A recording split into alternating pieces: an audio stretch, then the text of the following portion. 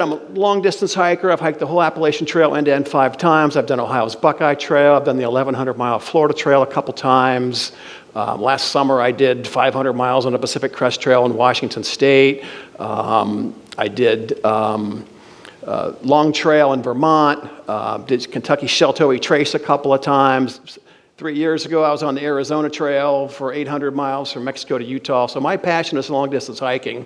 And I stumbled on the Camino de Santiago in 2023, just a mere 2.5 years ago. And I am getting ready to go back for my 4th Camino in May. So that's how much I like it. So I've done the French Way 1 time. I've done the Portuguese Way twice and getting ready to do a 3rd one here. So first of all, how many people here have heard of the Camino? You know, probably all your hands are going to go up because that's why you're here. You've heard about it. So how many people have hiked a Camino before?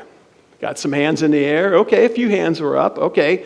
How many people have plans to hike the Camino this year? Okay, a lot more hands. All right, fantastic. I love to see those hands go up. Buen Camino to all of you. And then how many people maybe at some point in their life, hopefully the near future, want to get on the Camino and do a journey? Okay, so good. The rest of you there. So, all right, good deal. So we'll go ahead and get started. I got a lot of material. The first thing is, what is the Camino de Santiago? It always surprises me how many people really don't know what it is. Camino de Santiago is Spanish for the Way of St. James. That's what you're saying when you say Camino de Santiago. There are multiple Camino routes. There's over 280 different Caminos. There's 7 main routes. All Caminos lead to the town of Santiago. If somebody says, I'm doing a Camino, that's a lot like saying, I'm going to the mountains. Your next question should be, what mountains are you going to, or what Camino are you doing? And so here's another picture of the multiple Camino routes throughout Europe, how they all kind of lead to the northwest corner of Spain.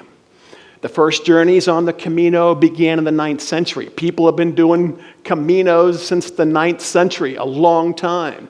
It is traditionally a Catholic pilgrimage. Pilgrimage is a journey for religious reasons. And all Caminos converge at the cathedral where the remains of St. James the Great are said to be entombed. And this is the cathedral, the Santiago de Compostela Cathedral. All Caminos, whichever one you do, you're going to end up at this place in this square. So if it's the Way of St. James, well, who was St. James? Okay, St. James, number 1, is the patron saint of Spain, okay? And he was one of the 12 apostles of Jesus Christ. And he went on to teach the word of Jesus Christ after Jesus was crucified, and he was in Jerusalem in the year 44 AD. He was a threat to the king at the time, so the king had him beheaded, okay, for teaching Christianity in Jerusalem. His followers put him on a boat and transported his body to Galicia, Spain, which is the northwest corner of Spain, and buried him, okay? Fast forward from the year 44 to 818, he was lost for 800 years. Nobody knew where St. James the Great was. His remains were discovered in 1813. There was a hermit who saw a North Star in the sky with a beam of light casting down onto the ground. There was a grave there. That person in that grave happened to be beheaded, and the bishop at the time says, whoa, we found St. James the Great. He's no longer lost. We have them. So a cathedral was built to house his remains, and for 1,000 years, people have walked to the cathedral to pay homage to his remains and grave. If you have a little Catholic education, you know Catholics have a thing called relics, and they're bones of saints or blood or hair or whatever, and people believe that the Lord can work magic through those mortal remains of the saints. So when you're walking the Camino, you're walking to the bones of St. James. And not everybody knows that, but that's the purpose of the Camino, and that's what Catholics have been doing in Europe for over 1,000 years. But why walk the Camino? People walk the Camino for different reasons.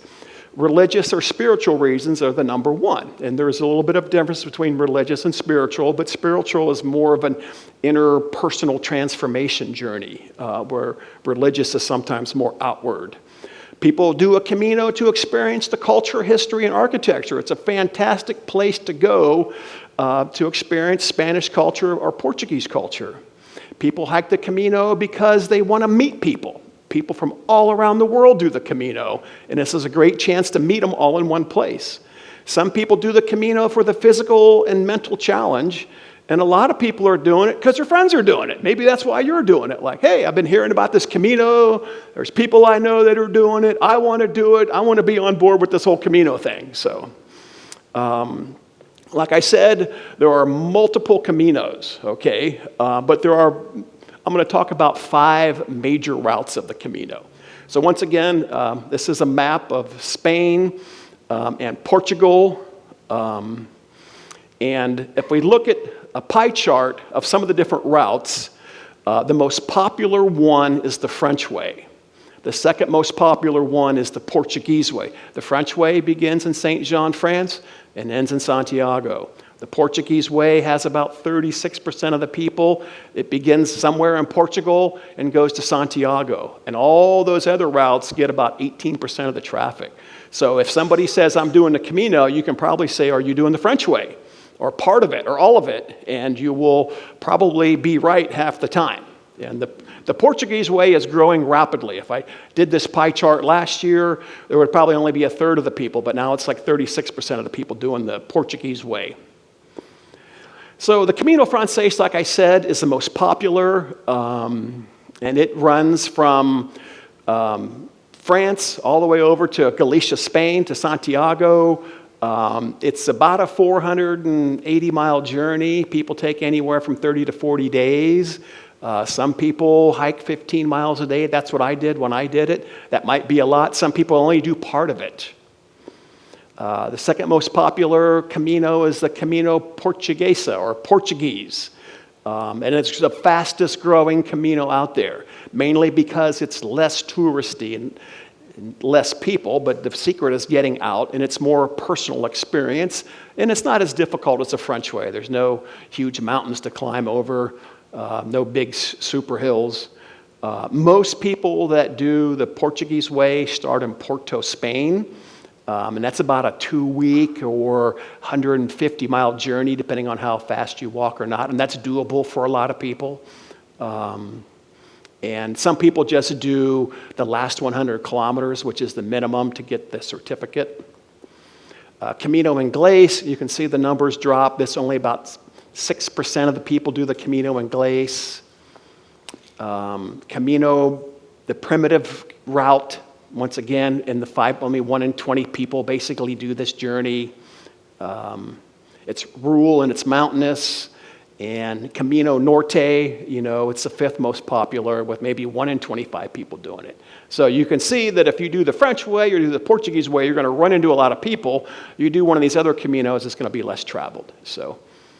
And once again, this is a picture of the French Way. This is the classic route. This is the first Camino that I did. You cross over the Pyrenees from France into Spain. But where is a popular starting spot, okay? Of all the people that do the French Way, of all the people, only about a third of them start at the beginning, okay? Because it's a 480-mile journey, and not everybody is up for the task of walking 480 miles. 2/3 of them start in Sarria, and Sarria is that 100-kilometer mark, where that's the minimum amount that you have to walk to get the certificate of completion, or Compostela. So most people that do a Camino just do the last 100 kilometers. So what do you think if you're doing the French Way and all of a sudden you get to Sarria? All those people you see in will just be, you'll see 3 times as many, or you're going to see a lot more people in those last 100 kilometers. This is a map of the Portuguese Way. Everybody remembers what the Iberian Peninsula is from world history, right? This is actually the Iberian Peninsula. It's Portugal and Spain. Those red routes on the left are the Portuguese route. There's multiple Portuguese routes. That highlighted yellow line you see at the top is the French Way, just for reference. So, popular starting locations for the Portuguese Way. Porto, hands down, most people start in Porto. It actually begins in Lisbon, farther to the south, but most people start in Porto. And if you look at the number of people that actually start in Lisbon, it's only like 1 in 50 people do it. So if you're going to start a Camino on the Portuguese Way in Lisbon, probably won't see a whole lot of people until you get to Porto. And once again, Tui or Valencia is the 100-kilometer mark. Most people will start there just to get the minimum distance needed to get the certificate. So who walks the Camino? Like, who's actually doing this? If I go over there, who are we going to run into? Well, number one, the largest group of people doing a Camino de Santiago journey are from Spain, okay? Makes sense. That's where the cathedral is. And if you grow up in Spain, it's a rite of passage to do this Camino. So at least 100 kilometers of it. The next largest group are pretty much what I see in the audience here, people from the United States, okay? Even though there's other European countries there, the next largest group is American citizens. There's also people from Italy, Germany, Portugal, United Kingdom, 100 different countries. And I would imagine if you do a Camino of any distance, you'll meet people from 50 different countries if you're keeping track. International pilgrims outnumber local pilgrims. More people from outside of Spain are doing this Camino than inside. So you are in good company from not being from Spain or Portugal. And women outnumber men. So when I look in the audience here, I kind of see that similar demographic here, okay? More women than men in here tonight. It appeals to women more so than men. And the majority of the people are age 46 and up. And when I look in the audience here, I see that demographic here. So that's perfect. So if we were to look at the demographic of the Appalachian Trail, it'd be a 35-year-old male, okay? Not so on the Camino. And here's kind of a pie chart. So don't think that you're too old to do a Camino, okay? You will have plenty of company there. So over half the people are over, age 46 and above. And the age 18 to 20 is growing rapidly. It's catching on with that age group. So how many people do a Camino? Okay, 530,000 people did. Over 500,000 people did a Camino last year in 2025. And that was a 19% increase from 2 years ago. And if you look back just 35 years ago, which I'm sure a lot of us can remember that year in this audience, it was only about 5,000. There's been a 100-fold increase in people doing the Camino in 35 years. So it's really, really popular. And the numbers really spike in a holy year. And next year is going to be a holy year. And I'll show you what a chart means. But it's when the Feast of St. James falls on a Sunday. One of the things that you do when you're on the Camino is you collect stamps. You get a pilgrim passport, okay? It serves as a record of your journey. You can buy it at the pilgrim office when you get there, or you can get one ahead of time, and you basically obtain ink stamps from churches, cathedrals, lodging establishments, restaurants, cafes, museums, roadside vendors, and you get it stamped daily, or most people get it stamped twice a day. And this is basically what you're collecting. You're walking down the Camino, and you're walking in places and requesting a stamp. You're all going to stay somewhere some night, so that's probably one stamp. You're probably going to eat in a restaurant or two. That's one or two more stamps. And when you get done, you have a pilgrim passport that looks something like this, with all the different stamps that you've collected and the dates when you were at those places. And a lot of people want to get the Compostela, which is the certificate, which is the certificate of completion.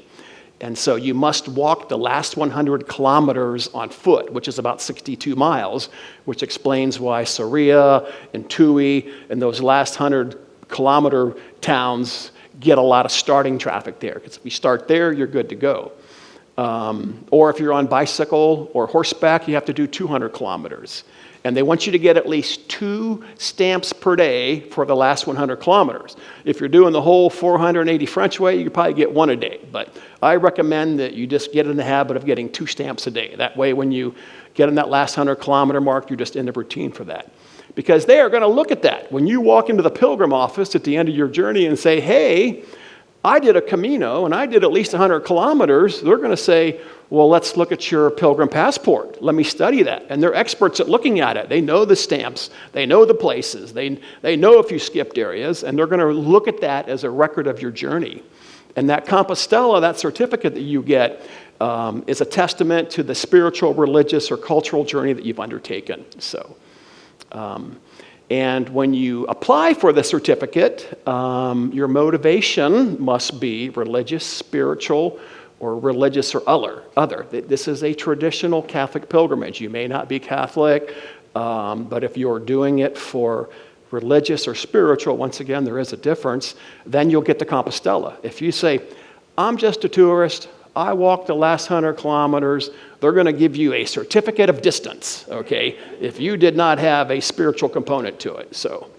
And your journey must end at the cathedral in Santiago. So walking the Camino, a little bit about it.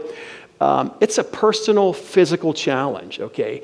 The Camino de Santiago is not a wilderness journey. It's not an Appalachian Trail. It's not a Pacific Crest Trail. It's not where you're spending vast amounts of time in nature. It's just the opposite. A lot of it's hard surface. You're going through small towns. You're passing churches. You're meeting people along the way. It's generally well marked. Like I said, 3/4 of the people generally do it for religious reasons. It's a social journey.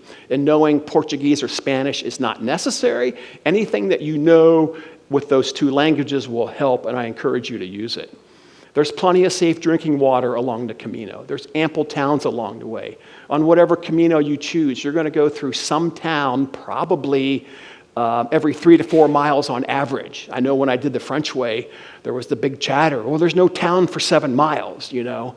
I'm used to walking on the PCT last summer. There was no town for 108 miles, you know. So like having to fill up on water before that 7-mile journey was not a big deal to me. I could get by on 1 liter of water, you know. But that's on the French Way, you'll encounter that. And if you're a hiker, it'll be no big deal. So you're going to eat your meals in restaurants and cafes. That's part of the journey, is dining out and eating the local food. There are grocery stores. There's also taxi, bus, and train service. And there's baggage transfer available where your suitcase can magically appear at your next hotel. You leave it in the lobby at 8 o'clock in the morning, and by 2 or 3 in the afternoon, your suitcase shows up in your next hotel. I'll talk more about that in a bit.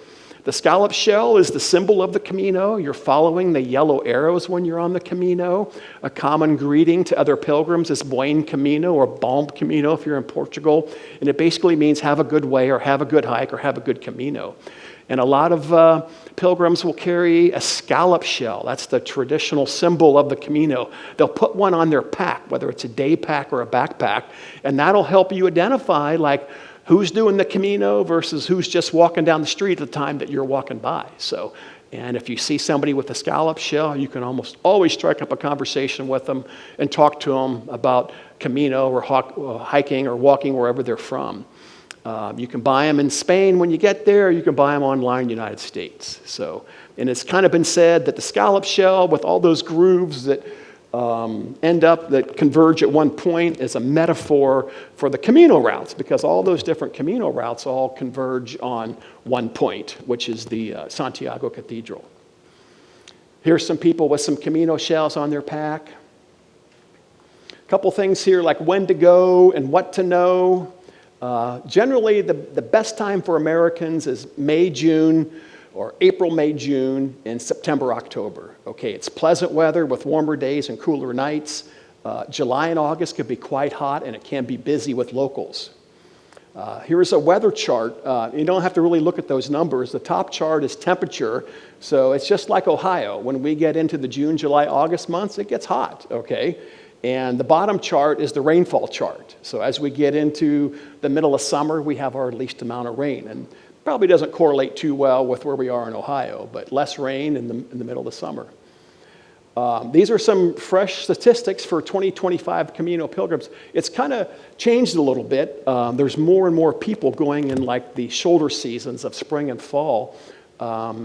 July is no longer the peak year, but you can kind of see that May and September are the big months now for people visiting the Camino. So if you're planning a Camino journey, keep this in mind. Do you want to go and be with all those other people? Maybe yes. Do you want to go and have more solitude and maybe go at a different month, a different route to not see people? Maybe yes. And this is statistics from just 3 years ago, a little different chart here, but you can see that July was not a peak month, but just 3 years ago, most of the people were going in July and August. Things are changing on the Camino. Where people are going and when they're going is changing.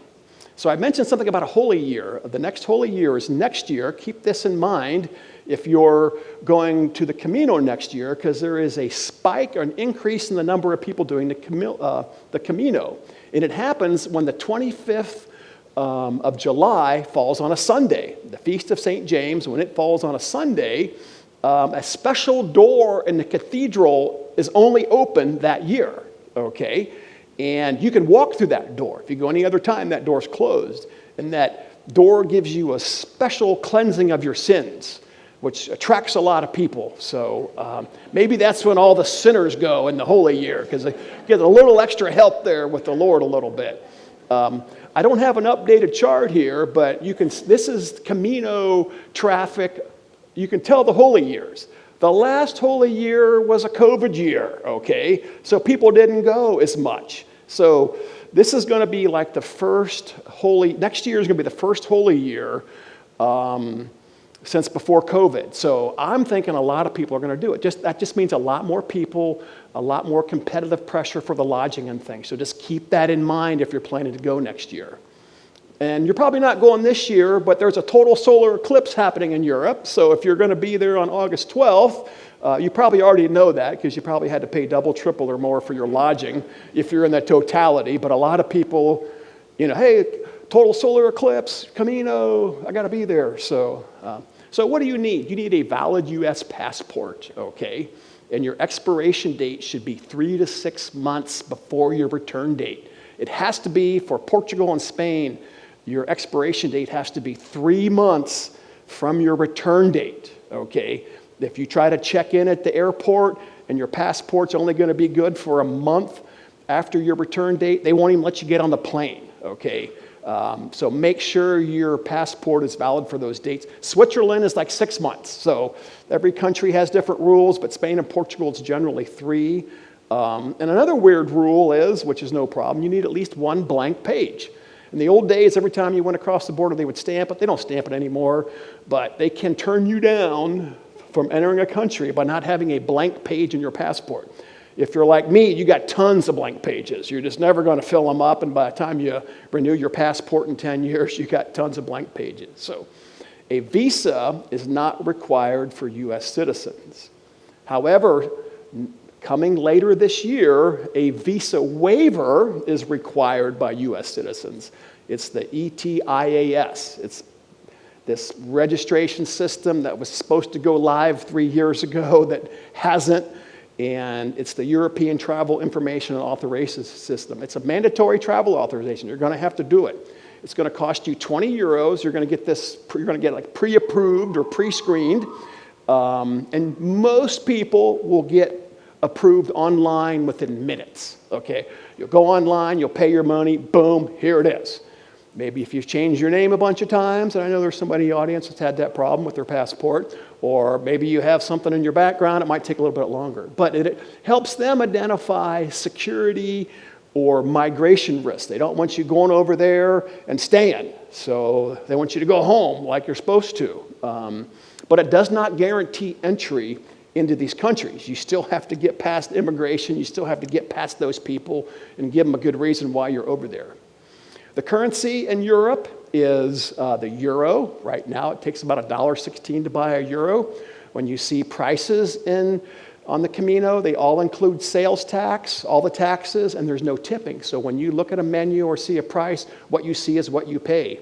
The smallest paper bill is a 5. Remember, they got rid of all their individual currencies years ago and all went to the euro, and they decided that we don't want a $1 bill. They have a 5 euro bill, but they do have a 1 euro coin and 2 euro coin, and they have pennies too. And they did it a little bit differently. All of their bills are different sizes. The bigger the bill, the more it's worth. Here in the States, all of our bills are the same size, they're all the same color, and it can be confusing to international tourists sometimes. So if you got a really big bill in your pocket, then it's probably worth more. Generally, you want to get a credit card with no foreign transaction fees. Some travel websites say bring 2 credit cards with you in case one gets shut down by your credit card company. You have an alternate one. Get a debit card with no ATM fees. That way you can get euros out of the ATM machine and not pay a fee for that. You still have to pay the currency fluctuation, but not a fee. Use bank ATMs, just like maybe you wouldn't walk into a bar and use that off-brand ATM or a convenience store. Stick with the brand name banks. That way, if your card gets eaten for whatever reason, you can go in and say, "Hey, I need my card back." So, And some credit cards, you need to put a travel notice. These are kind of going by the wayside, but you might want to let your credit card company know, hey, I'm going to be going to Portugal and Spain for these dates, and if you see some transactions over there, don't shut my card down because it's me over there. You'll probably want to stay connected to your family and friends. You'll need some kind of international call, text, or data plan. Verizon has a $100 a month international plan. AT&T's got a few different plans. If you're T-Mobile, you're in luck. You get data and texting for free over there. Your calls are 25 cents a minute, so kudos if you're on T-Mobile. If you do nothing and you land in the airport in Spain or Portugal and turn your phone on, it's probably going to cost you 10 to 12 bucks a day just to send one text message if that's all you do. There is Wi-Fi everywhere, so you might want to think about that ahead of time. If you don't want to do that, disable your SIM so you're not paying that 10 to 12 bucks a day. A lot of people will get these prepaid European SIMs or eSIMs. You can buy them on Amazon, you buy them online, you can buy the number of gigabytes that you want, and you can get a local number. And the most popular one is probably the Orange. If you just Google Orange SIM on Amazon or Google, you'll get everything you want. The voltage is a little bit different there. The physical plugs are different. It's 220. Just know that you're going to have to buy something to charge your cell phone and run your US appliances if you bring any over with you. Once again, this is the Iberian Peninsula. Santiago is about as far north as Detroit, Michigan. Spain is in the Central European time zone, and Portugal is in a different time zone. It's 5 hours versus 6. Their time and date format is a little bit different. They use the day, month, year.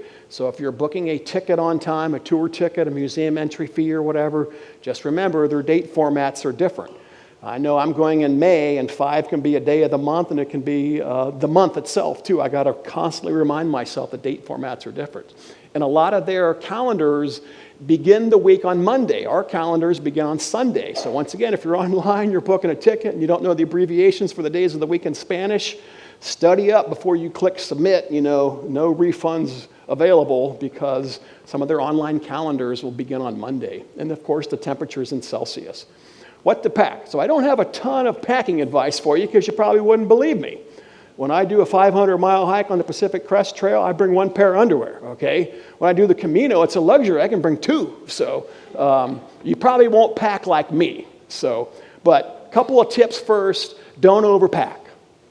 You won't listen to me. There's probably some people in the audience that say, when I'm going back next year, I'm not bringing as much stuff as I brought last year, okay? And I see a head nodding out there. I will not call out the guilty.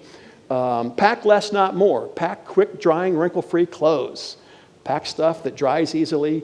Get rid of unneeded gear. If you're carrying stuff, you don't want it, donate it, get rid of it, throw it away, mail it home. So what to pack? People say, well, what do I bring on the Camino? Well, a lot of it goes, when are you going? Are you going in March and April when it's cold? Or are you going in November when it's cold? And where are you going? What route are you doing? And when are you going to be there? And how long are you going to be there? If I was going for just 100 kilometers and I was going to hike maybe 5 days for 62 miles, I probably wouldn't bring a whole lot. So I might bring a little bit more if I'm going to be out there for 5 weeks because I have more of a chance to have variability in the weather. I might be starting at 90 degrees and ending up at 40 to 50 degrees. So they do have laundry in Europe. So let's ask the experts. Okay, ChatGPT, tell me the 30 items that I should bring on my Camino. So I'm not going through these, but this is what ChatGPT said. Okay, if you put in your email address, I'll send this to you. Notice the number 1 is a lightweight backpack, 30 to 40 liters. Gemini AI, which is Google's AI, they actually gave me 34 answers, not 30, even though I only asked for the top 30 things. So pretty much the same. Once again, backpack 30 to 40 liters. And I asked Microsoft's Copilot, what should we bring? Okay, and backpack 30 to 40 liters. Guess what? I'm not bringing a backpack of 30 to 40 liters because I'm doing baggage transfer, and mine's going to be like 20 or 22 because I'm only going to carry a day pack with just what I need to hike those miles that day. So there are a ton of lists online. I don't know when you're going, where you're going, how long you're going, what your comfort zone is. You'll have to browse these lists on your own and decide what works for you.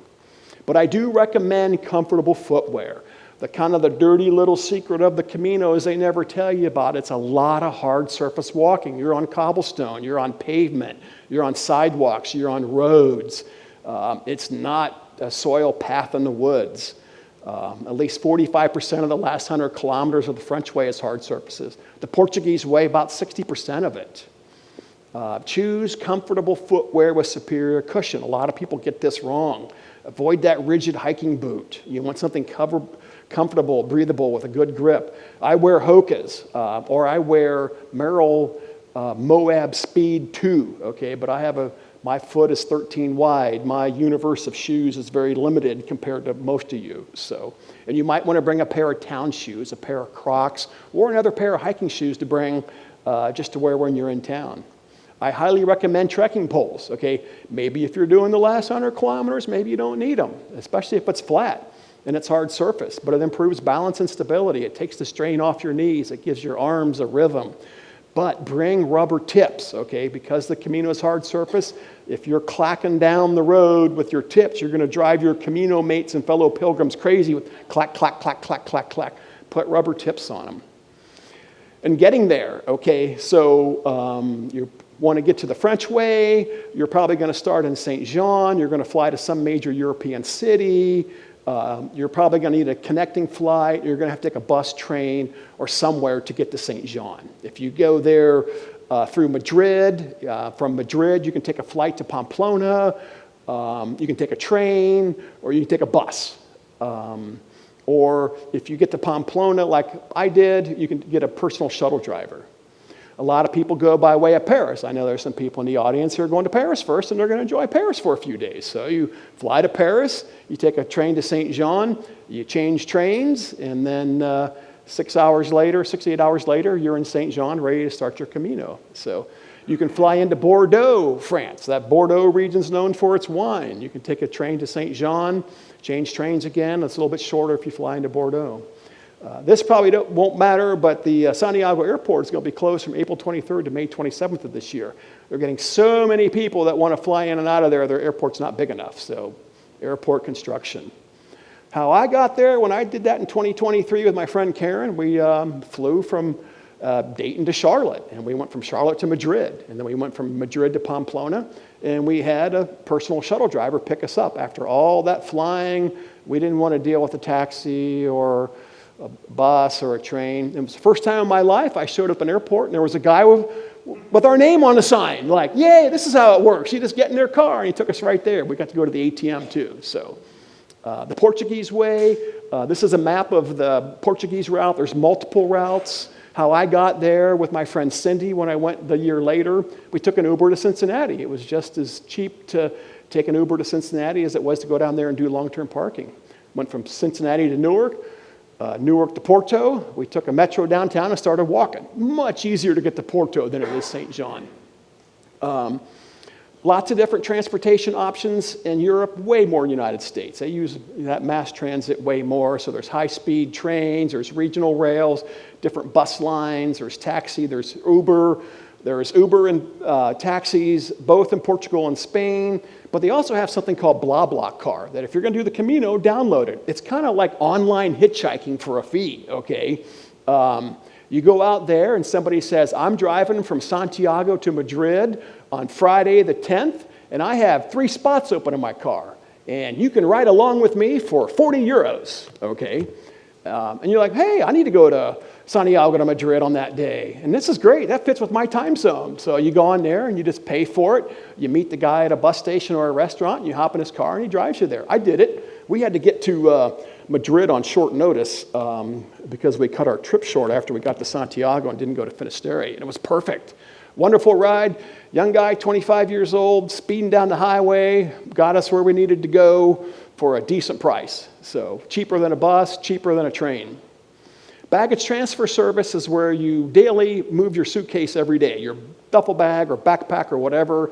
It's anywhere from $6 to $10 a day. It's a great option to lighten your load. You put your suitcase in the lobby of your hotel by 8 a.m., and it's afternoon, it shows up there at your next hotel. Once again, you have to know where it goes.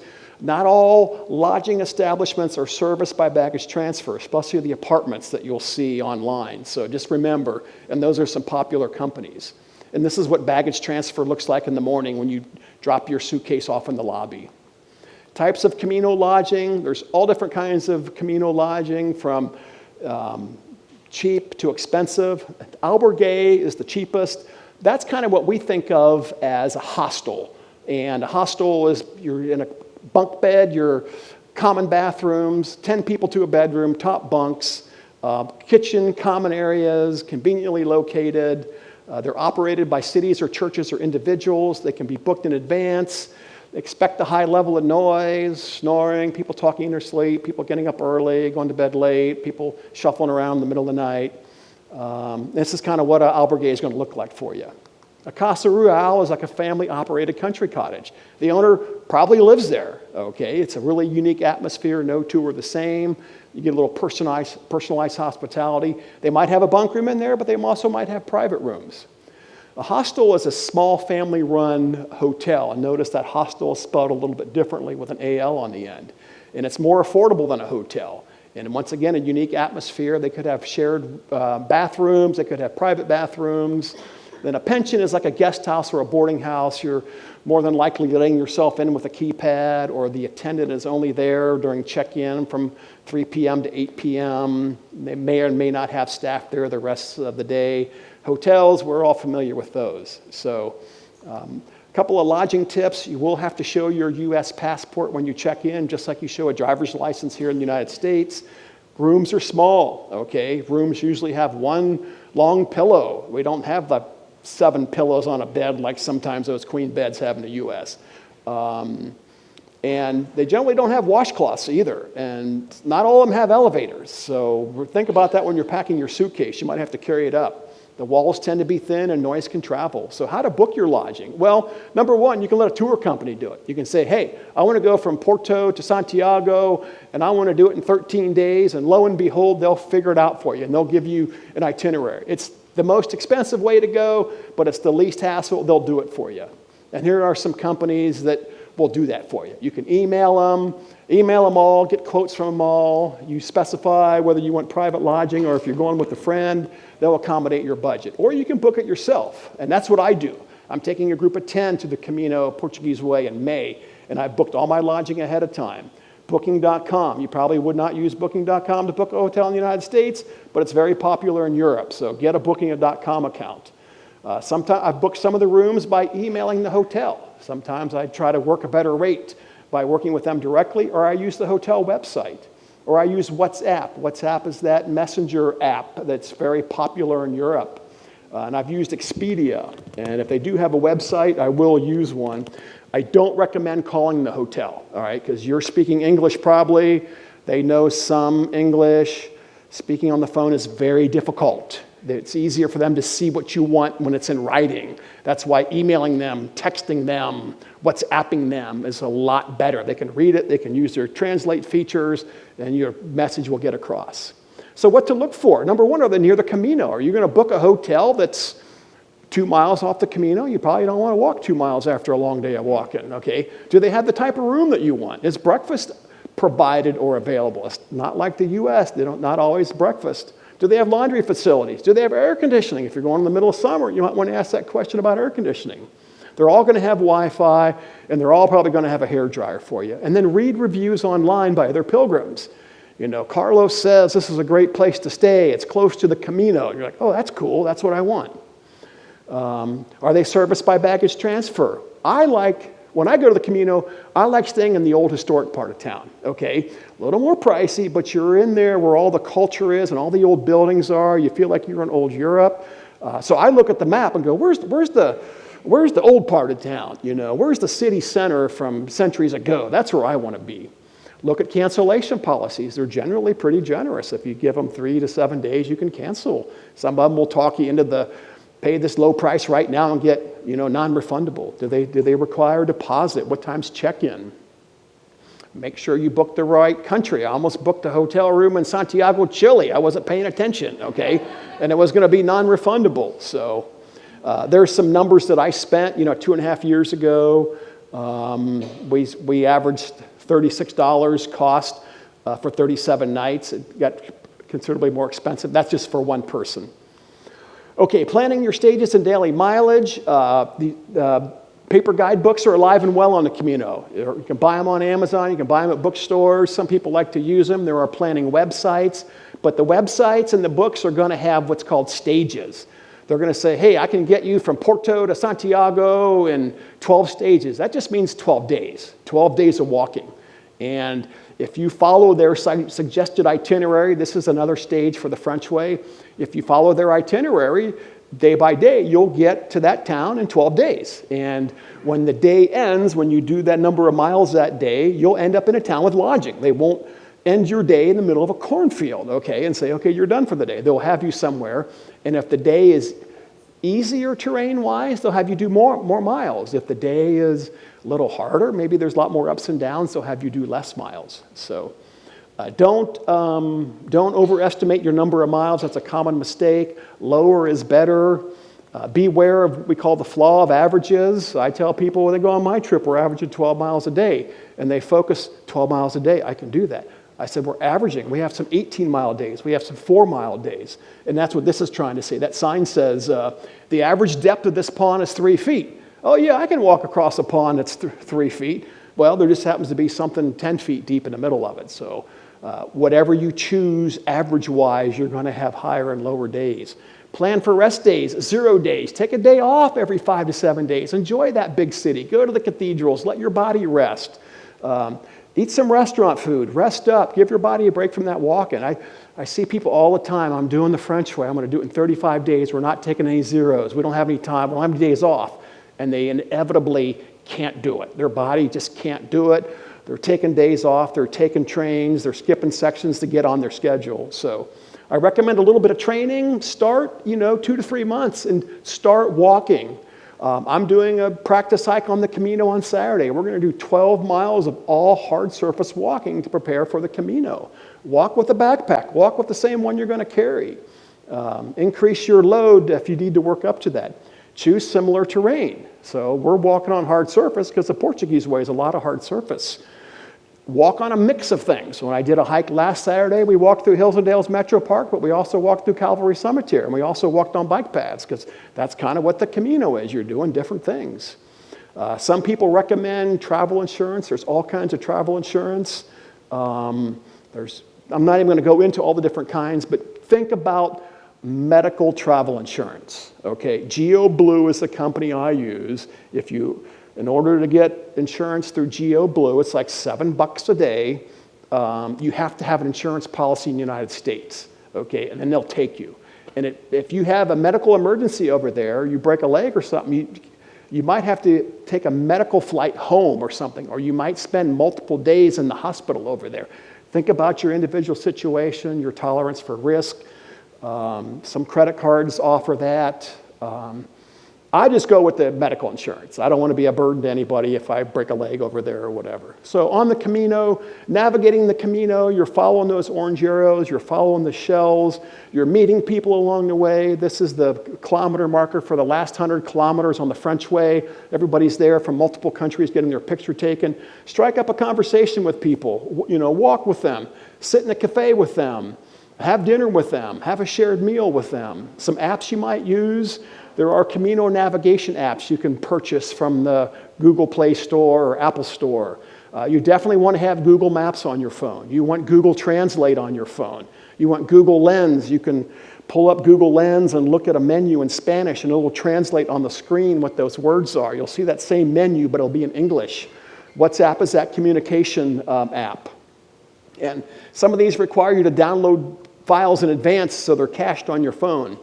The Wise Pilgrim is a common app. I'm having everybody on my group spend $5 for the Wise Pilgrim app.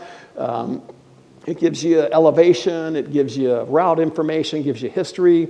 If you can't finish your daily miles, a lot of people will take a taxi or an Uber. Okay, you're going to hike 18 miles, you conk out after 12, they take a taxi the rest of the way. Just if you do this in the last 100 kilometers, you won't be eligible for the Compostela. I've seen people wake up to an all-day rain and say, nope, I'm not walking today. I'm taking a taxi to the next place. That's your personal choice. I say try to avoid it because when you have those hardships, That's where you actually get that interpersonal transformation. If you are going to take a taxi, if you know how to use Uber in the States, you can use Uber over there. Not a problem. But if you're going to book a taxi, have your cafe owner or your hotel person book it. All right, because you're going to call them up in English. Taxi drivers may not know English. You're going to try to give them an address of where you are. You're going to try to give them an address of where you want to go, and it may not go down like that. So let somebody that speaks Spanish do it for you. Care for your feet, number one thing. Don't walk in pain. Address those issues. Invest in high-quality socks, moisture wicking. I wear Darn Tough. I use KT tape and Leuco tape, and if you feel a hot spot, stop, address it. It's not going to get better. It's only going to get worse. Laundry, they do have laundry there, okay? Some places might only have a washer. That's why you want to bring quick drying clothes. Some places like the mom and pop, you'll hand them a basket of dirty clothes and it'll come back 2 or 3 hours later clean for you, okay? Some places provide soap. I always recommend bringing some Tide Pods and dryer sheets with you. That way you can wash in the sink at your hotel if you don't have laundry there, or if you're in a place where they don't provide the soap, you have a Tide Pod or two. So cafes are both a bar and a coffee shop. So you can get your liquor, beer, and coffee there, okay, at all times of the day. And the coffee is generally espresso, and they have some basic foods. You'll have a lot of ham and cheese over there on whatever Camino you get. Restaurants are known for their vibrant culinary scene. Take advantage of it. Eat the octopus, okay?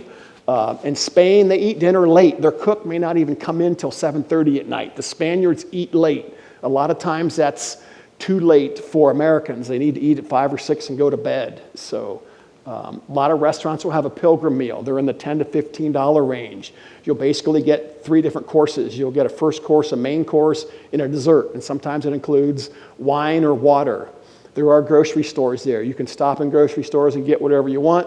They're not the super Krogers that we have here. They're smaller and tiny, but they'll have everything you need. There are pharmacies. So remember, you don't have to bring everything with you. You can stop at a pharmacy and get one. And pharmacists can provide prescription drugs to you in Europe by you describing your problems and symptoms. You don't need a prescription to get some of these things in Europe. In Spain, they have the siesta. That's where the siesta came from. They reflect the importance of balancing work and leisure. Unless it's a bank or a grocery store, they're closed from 2 to 5 p.m. The small shopkeepers go home. They be with family. They don't go home and sleep like you might see on the cartoons or whatever. So they're going home to be with family. Banks are open. Crime, I always crack up laughing when somebody asks me about, is crime a problem, in Europe? And it's just the opposite. I mean, there's way less murders. There's way less crime than the United States. If you can hang here in the United States, you'll be just fine. A lot less chance of being run over. Very pedestrian friendly. And a couple times, you'll walk right down the street and have to walk through the gauntlet of the Civil Patrol. This is their national police. They are very protective of their pilgrims. People like us, we bring a lot of money to Europe. They don't want bad things happening to us. They are there to nip it in the bud. So whenever you pay for something in Europe, you're going to get handed a terminal. Here, when you eat at a restaurant, they disappear with your credit card and come back when they're ready to give it back to you, and you never know what happened to it. Your credit card will never leave your hand in Europe. They're going to put this payment terminal in front of you. Just remember to pay in euros. Pay in euros. Let your bank do the exchange for you, the currency conversion. A little Camino etiquette here. Say hi, say buen camino to people. Just remember to kind of be quiet.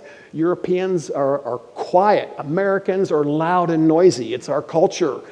You'll yield to slower walkers should step aside for others. Use some Spanish. Say gracias. Say por favor.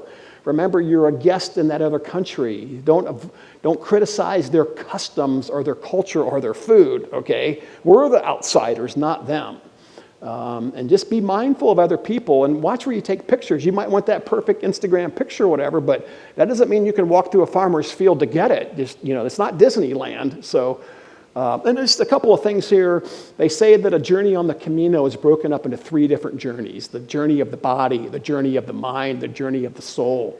And the body part of the journey is the first third. Your body gets accustomed to walking every day. It's not pleasant. It's hard. You have aches and pains. Foot blisters are common. Knee pain is common. That hard surface walking is taking its toll. You're going to meet people who are limping, okay? You're going to meet people with bandaged feet. It's a physically demanding journey. The middle third is the mind journey. You're a walking machine now. You're in the rhythm of walking every day. Your aches and pains have diminished, but you're like, holy crap, how many more miles are we going to walk? How much farther is it to Santiago? Wow, we've come so far. We still have so far to go. So you need mental persistence to keep walking now. It's a mind game more than it is a physical game. And then you get in that last third, the soul journey. You reap the rewards of the hardships of the previous phases. You're enlightened. You grow personally and spiritually. And the trek is more now of an inner journey than an outer journey. And you feel that personal inner transformation, which all of you hope you get. And then you might decide, like, well, 2 weeks ago I was ready to go home, but all of a sudden I'm not ready to go home. Like, well, this is going to end. I can't believe it. This is actually going to end. So a couple more tips here. Kind of walk solo. If you go with a group, walk solo. Enjoy that solitude time. Eat the local food. Visit churches and cathedrals. Some of these things I already said. Don't wear your headphones or earbuds all day long. Immerse yourself into the culture. Talk to people. Leave those earbuds at home. So when you get to Santiago, what do? Well, number one, you're going to go to the cathedral, okay? You want to visit the pilgrim office, okay? You've made this great journey. You want the Compostela. You want to get that certificate. This is where you get your certificate of completion. You kind of go in there and you get this really cool certificate that you get to take home that said you did it.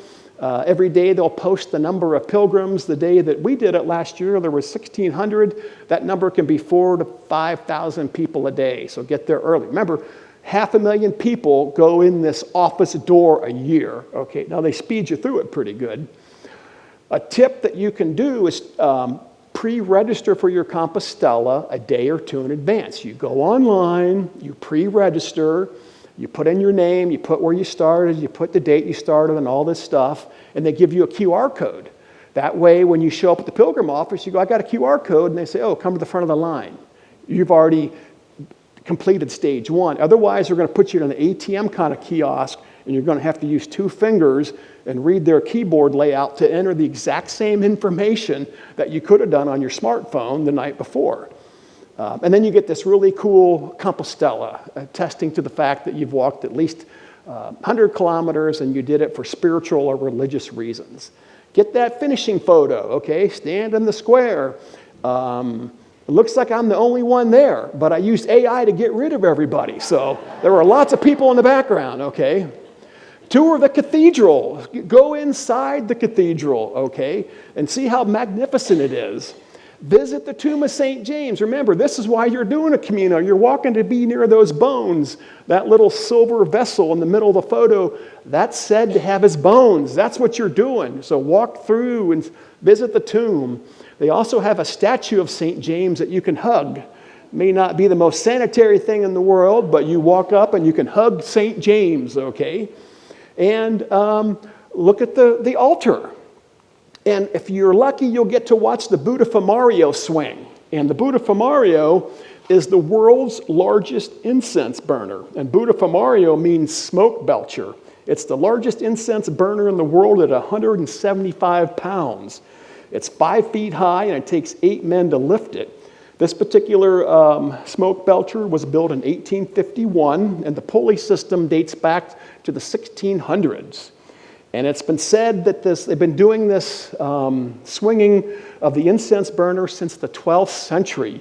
And it's been said to cover the stench of the pilgrims, because they all have been walking and they're smelly. So I'm going to show you a 90-second video of the Buddha Fumario swinging. So there's a little bit of sound to it too, but you'll see it here. Those are the guys that are going to swing it.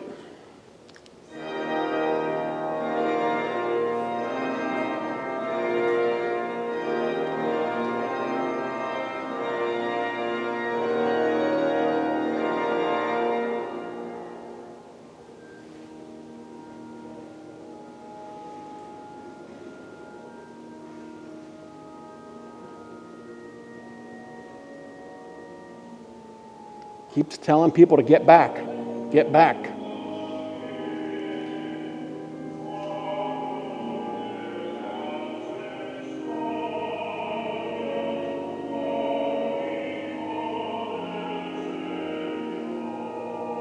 Some of you with asthma or allergies are probably going, oh my gosh, I can't do this. But it's not that fragrant. It's way more smoke than smell.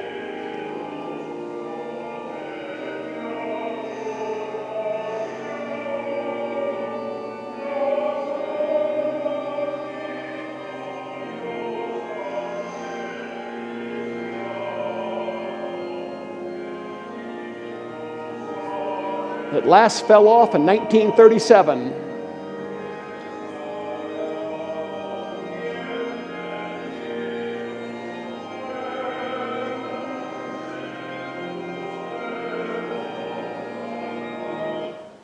All right, well, hopefully you get a chance to see the Buddha Fumario. It's not guaranteed to swing at every Mass. If you go on a holy day, it'll swing for sure. Otherwise, some group or some person has to step forward and pay $400 to $500 to make it happen that day. And usually there is a very large youth group going to the Mass when you're going, and they pay the bill. And this is my last slide here. I'll take your question in a second here. Once again, these are QR codes. If you scan the QR code and put in an email address, all I ask is your zip code and email address. I will send you a PDF copy of everything you saw here. So thank you very much for being here. You've been a fantastic audience, and buen camino.